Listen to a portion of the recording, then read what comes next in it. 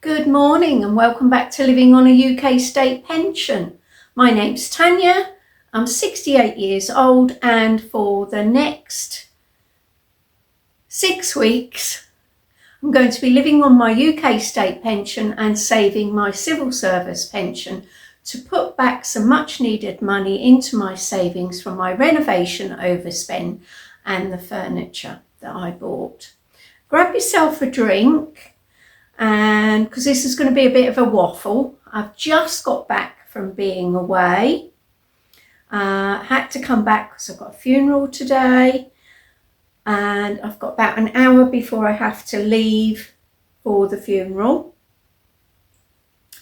It's a friend, childhood friend, well, teenagers. We were teenagers together, and she's a little bit older than me, possibly 15 months older than me, and 3 years ago she got dementia, and unfortunately now she's passed away about a month ago, so we've got her funeral today.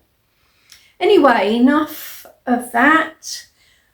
Where did I go and what did I do? Well, I took a train back to my homeland. It'll always be home. It will always be home. This is where I live, but that will be my home because my childhood was there, an awful lot of my childhood, nearly 11 years. And it was totally different growing up in a city to what it was in a town where I am now. Most of my growing up was done in that city, I have to say. And the city I went back to, I'll put some clues on the screen for you to have a look at. I'll insert some photographs and you can take a guess where I went to. Long journey, took me about 5.5 hours to get there, and that's because I left on Sunday. Only it's much easier coming back on a weekday. It is shorter, longer times between trains on a Sunday, but nevertheless I got there.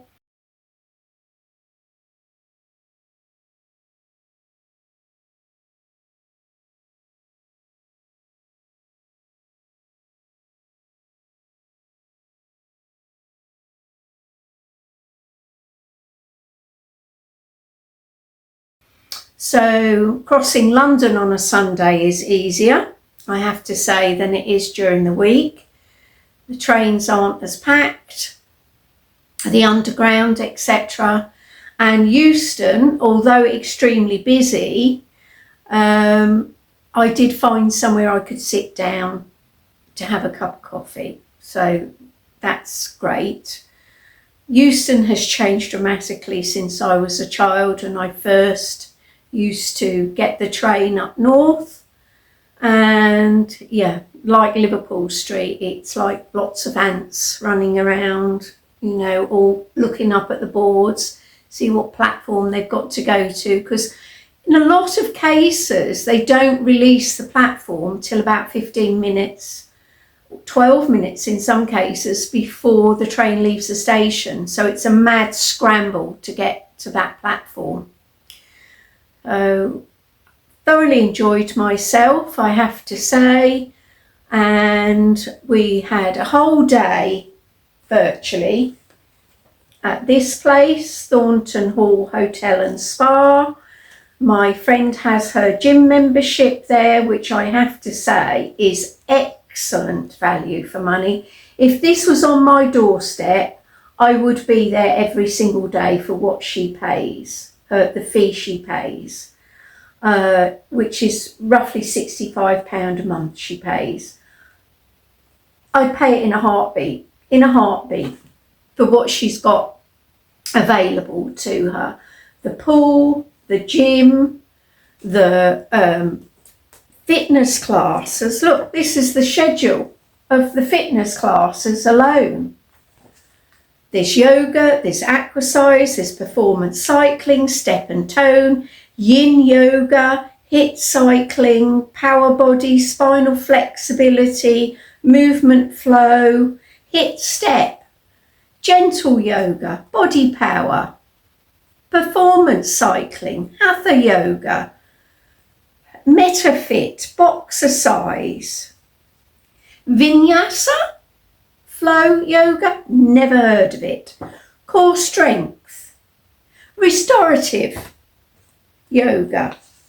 The list goes on. The list goes on. Incredible what is available. Absolutely incredible. I just wish I lived up there. That's what she said to me as I left. I do wish you lived closer. But there we are.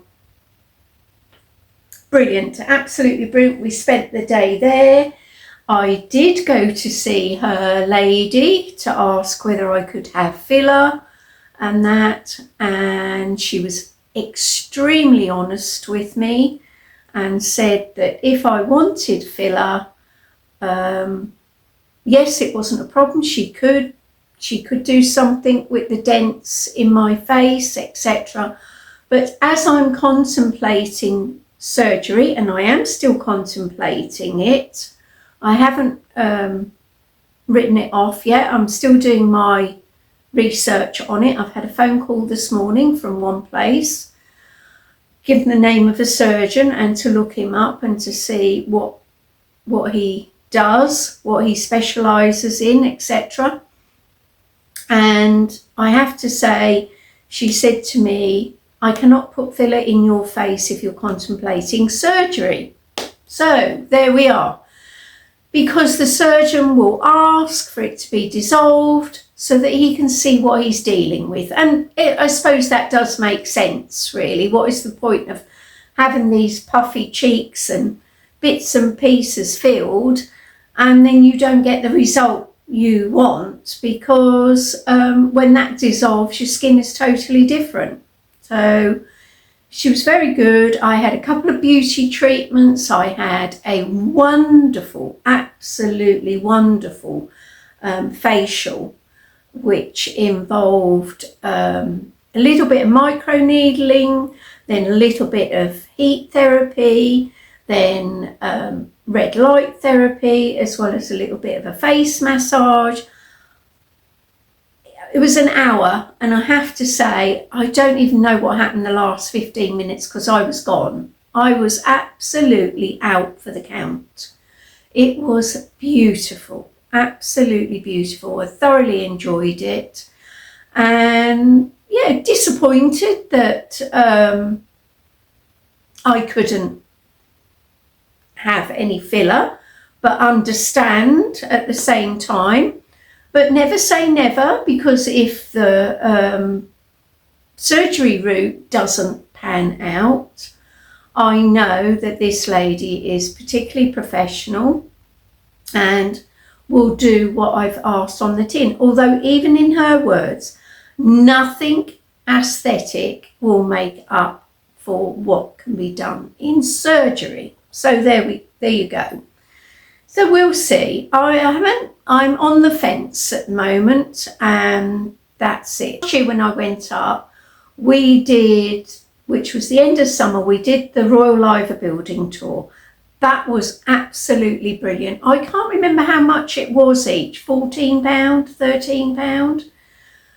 So worth the money, full of absolute fantastic information, also full of Liverpudlian humour as well, yeah. And the Royal Liver Insurance Company, which I can remember as a child being brought up in Liverpool, it was, huge, absolutely huge. And that was because before people could pay for their own funerals, they often died in such poverty that their bodies had to be buried in multiple graves. Unless you had a relative. If you had a relative that had died and had a proper funeral, and their own grave, so to speak, they were often asked, did they mind another body going in with them? They'd ask the family. And that was one way that a lot of people were disposed of back then. So Royal Liver brought out these cheap death policies to be able to provide a better service for you on death, so you didn't have this pauper's funeral where you ended up in a hole in the ground with lots of other people. And it took off. Not only did it take off in Liverpool, it took off in the rest of the country. It slowly spread. So they had all of this money coming in from these policies, and yet they didn't have their own building. So they put it out for competition for someone to design a building fit for Royal Liver, the insurance company.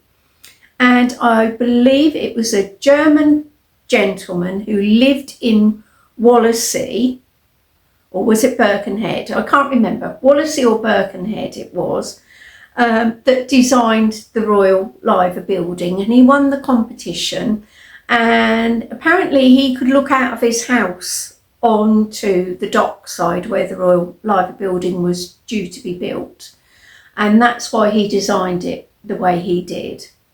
And the two liver birds on the top, because I believe Liverpool comes from dirty pool, something to do with the water.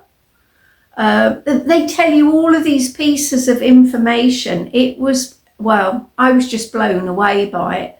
And then you have the immersive experience where you have all the sounds and film of everything of Liverpool through time. And it is absolutely fantastic. Yeah, thoroughly enjoyed it.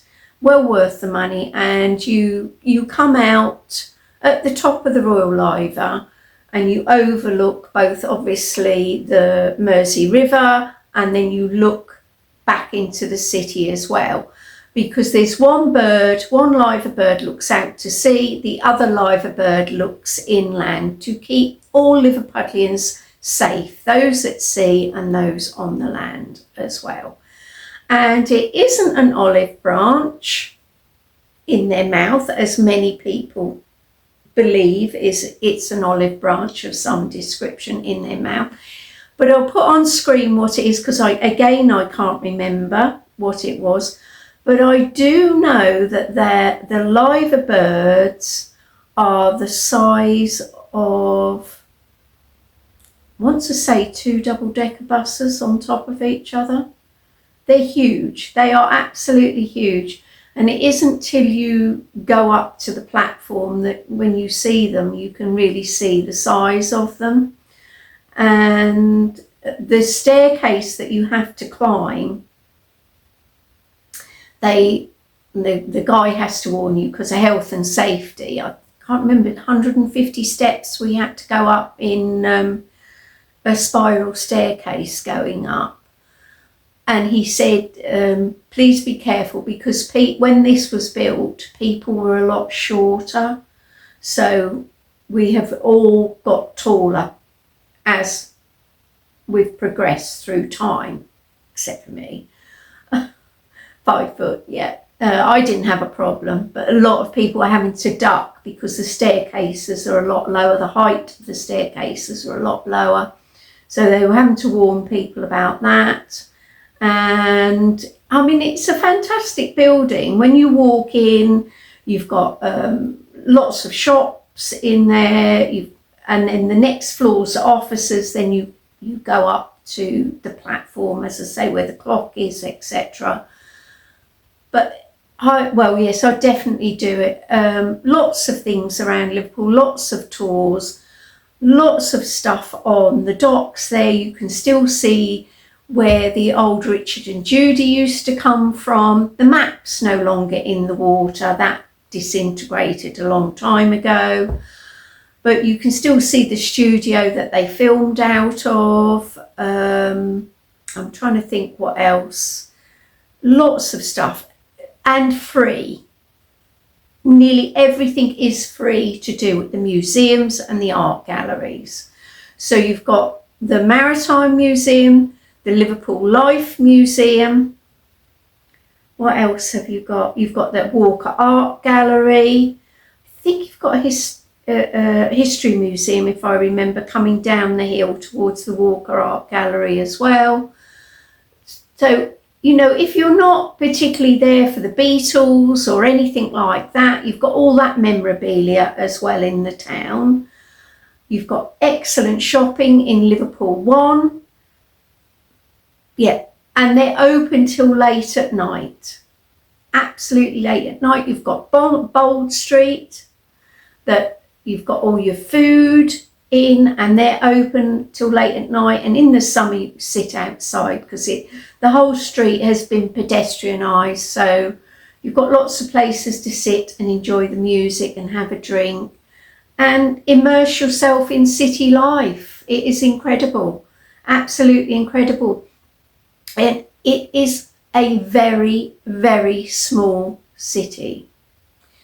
Obviously, you have to mention the 2 football clubs. You've got Liverpool and Everton. Everton's new football ground, because they have always been opposite ends of Stanley Park up until this year when they opened their new stadium, which is set on the Docklands as well. Absolutely stunning stadium there. But of course, Liverpool is still by Stanley Park, the Liverpool ground, and all the shops, etc. So I was brought up in Stanley Park. That was my playground, and the glass house that's there.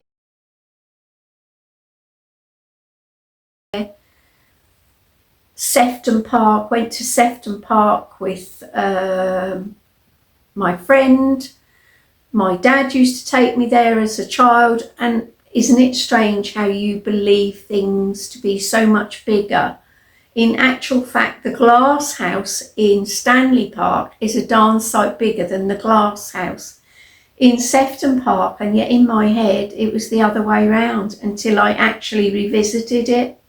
The glass house in Stanley Park and Sefton Park have both been rebuilt to the authentic build. I mean, the frame was there, but parts of it had been damaged, vandalised, I have to say, vandalised.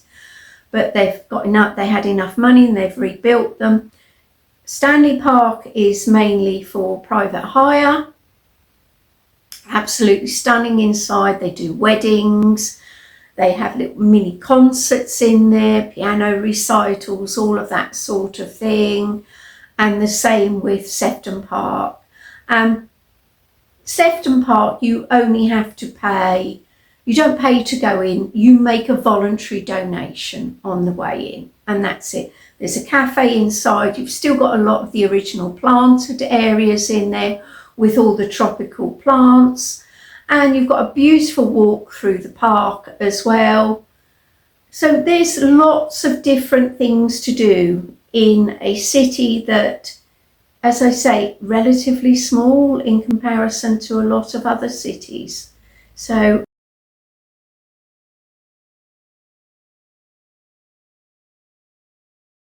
I have to say, on my way back, I got off the metro because my friend doesn't live in Liverpool, she lives on the Wirral, so I get the metro to her place. Oh, and on the Wirral you can go by metro over there, and if you've ever heard of Port Sunlight, you can go and visit Port Sunlight. It is something else. If you've ever studied sociology, you will have come across Port Sunlight in your studies, along with Cadbury and Rowntree. Remember what his first name is. Lever is his second name now. You've heard of the Lever brothers, the people that make all the soaps and various other things. They are behind Port Sunlight. That's where it all started. He decided that he needed to get the workforce out of these slums in the cities. He built the whole town, Port Sunlight. He built the houses. The houses are stunning. It's an area of interest, and I'll try and put some photographs of the houses.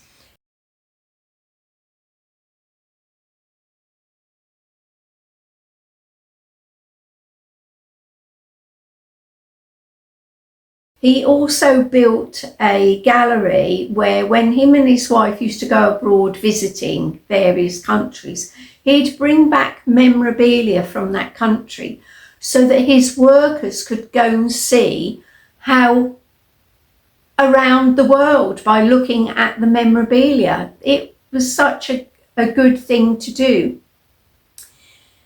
Admittedly, when you look at the leases on the houses, they were very strict, but it paid off because his workforce were loyal to him. They lived longer than their counterparts that lived in the city, and they had much better lives. He provided allotments for them to grow vegetables. They had ranges inside the houses for heating and cooking. They had, I believe they had a sink in the kitchen that had a tap. There is one house left there that you can go in that is still the original way the house would have been when he gave them to his workforce, with a yard out the back. Not many of them have got gardens. You always had yards in the workhouses in Liverpool. Even I had a yard in my house. I didn't have a garden, I had a yard because I was quite central. I lived in old Liverpool before it got bigger and bigger and bigger, and the housing got better. So we had a backyard. We didn't have a garden. We had a bit of a garden, but yeah, only what my dad made of it. So yes, it is very, very interesting, and you can easily spend a few days up there, and you will not wish to meet kinder, friendlier people than Liverpudlians, I have to say. And not because I'm a Liverpudlian at heart, because I was born there, but because it's in their nature to help people. I got off the metro coming back to Lime Street, and I got my case, and a guy immediately said, "I'll carry that for you," and got to the top of the stairs. He pulled the handle up. He said, "You okay now?" I said, "Yes, thank you very much. That was very kind of you." So yeah, that's just the way it is. It's how I've always found it. You know, they can't do enough for you. So if you ever get the opportunity, please go. Please go, because you will not be disappointed. And as I say, so much to do with a zero price tag attached to it as well. So much. So anyway, I'm sorry I have been off radar, but that's the way it is when life gets busy, isn't it? So I will be back shortly. This will be quite easy to edit and get up, but I'll be back with more shopping. I'll show you what I bought while I was in Liverpool, and I've got a little bit of a rant about something. I've calmed down at the moment, but I will talk about it another time because I didn't want to put it on here. But thanks for watching. Bye bye.